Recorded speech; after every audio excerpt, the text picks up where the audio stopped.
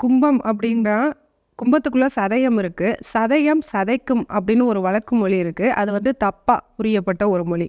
சதயம் சாதிக்கும் அப்படிங்கிறது தான். அந்த சதயம் வந்து தன்னை ஃபுல்லா அர்ப்பணிச்சுக்கிட்டது கும்பத்துக்காக. சரிங்களா?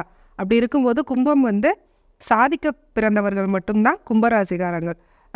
பெரிய இழப்பு, பெரிய வலி, பெரிய பொருளாதார நஷ்டம் அத்தனையும் தாண்டி ஃபீனிக்ஸ் பறவை மாதிரி நான் செத்து செத்து பொழப்பேன் அப்படின்னா அது கும்பராசி. கும்பம் வந்து நிறைய தலைவர்களை உருவாக்கியிருக்கு. ராஜராஜ சோழன், ஆப்ரஹாம் லிங்கன் அவங்களாம் கும்பராசியில் பிறந்தவங்க. இப்போ ராஜராஜ சோழன் சொன்னது என்னன்னா, நான் வந்து ஹிந்து மன்னன் இல்லை, நான் ஒரு தமிழ் மன்னன்.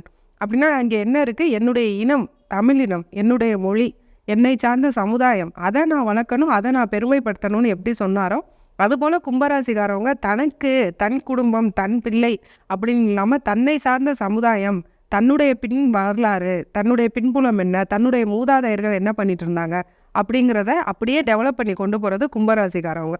டெவலப் பண்ணி இதில் நம்ம ஷைனாகி வரணும், நம்மளுடைய பிறந்த இடத்துக்கு ஒரு பெருமை சேர்க்கணும், இல்லை நம்மளுடைய தாய் தந்தைக்கு ஒரு பெருமை சேர்க்கணும் அப்படிங்கிற மாதிரி ஒரு போராடி அதை அச்சீவ் பண்ணுறது கும்பராசிக்காரர்கள். பொதுவாக கும்பம் சாதிக்க பிறந்தவர்கள்.